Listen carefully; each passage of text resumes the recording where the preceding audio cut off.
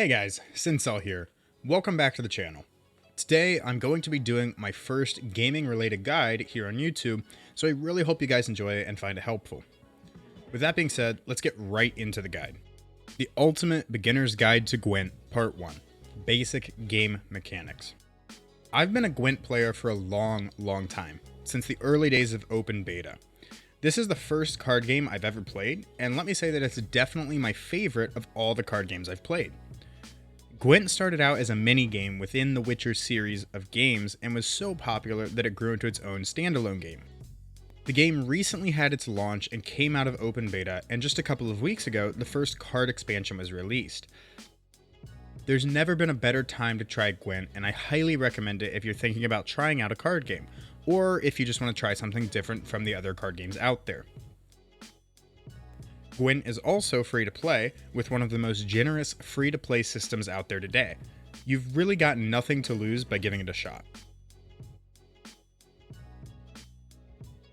Gwent has 5 factions to choose from, based on factions from the Witcher series. Depending on which faction you decide to play, some mechanics will be more prevalent than others in your deck.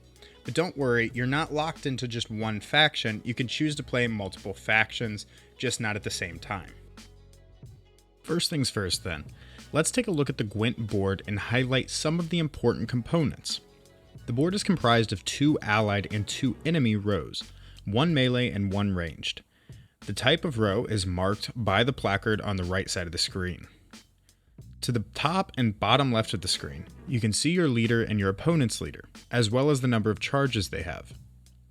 Next to this, you can see how many cards you and your opponent have in hand, which is very important to keep track of in Gwent.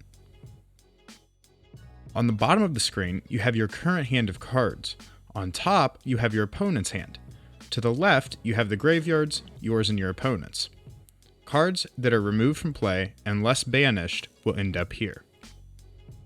On the right, you have your deck. Dicks? Like a man dick?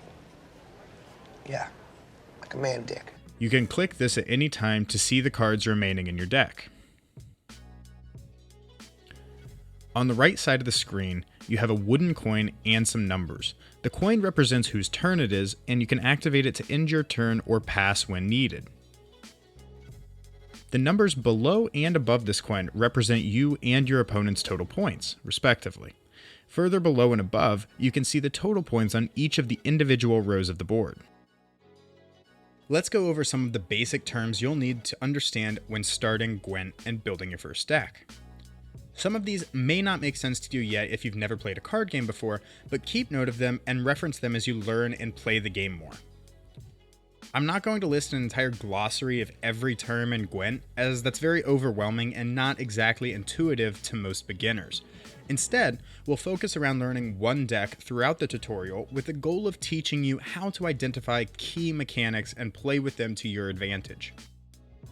Weather. Weather is a unique effect which impacts an entire row, or in some cases an entire side of the board. Weather, depending on the effect, damages a specific unit or set of units on the row it's placed onto. Points. Fairly self-explanatory to most, you need more of these than your opponent to win a round. You need to win 2 out of 3 rounds to win a game. Each card has a point value. Value. Value can be represented a few ways on any given card. All unit cards have a base value or power.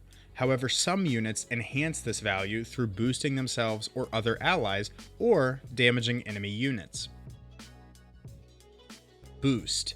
This value is represented by a green number added to the base value of a card when played on a non-damaged unit. Damage. This value is represented by a red number when subtracted from the base value of a card when played on a non-boosted unit. Status. Some cards add statuses to friendly or enemy units. Some examples include poison, bleeding, and shield. While statuses don't always directly affect value, they can alter the way the game is played around a specific unit, and in many cases can be more useful than gaining pure value from a play. Leader. Your leader is unique to your faction and deck. Your leader, in many cases, impacts which archetype you'll be playing around with your deck. Leader abilities in Gwent function as a bonus play that you can play at any time in the same turn that you play a card from your hand, which can end up providing some very valuable plays when played properly. Leaders do not have a health pool, and outside of their special ability, do not impact the flow of the game. Provisions. This doesn't directly affect gameplay, but does affect how you build your deck. Every single card has a secondary value known as a provision cost. Each leader has a provision allotment when placed into a deck, and this varies by leader. You need to have a minimum of 25 cards in your deck while remaining at or below your leader's provision allotment for a deck to be playable. Generally, more powerful cards have a higher provision cost. Gold or bronze. Every card in Gwent is either gold or bronze.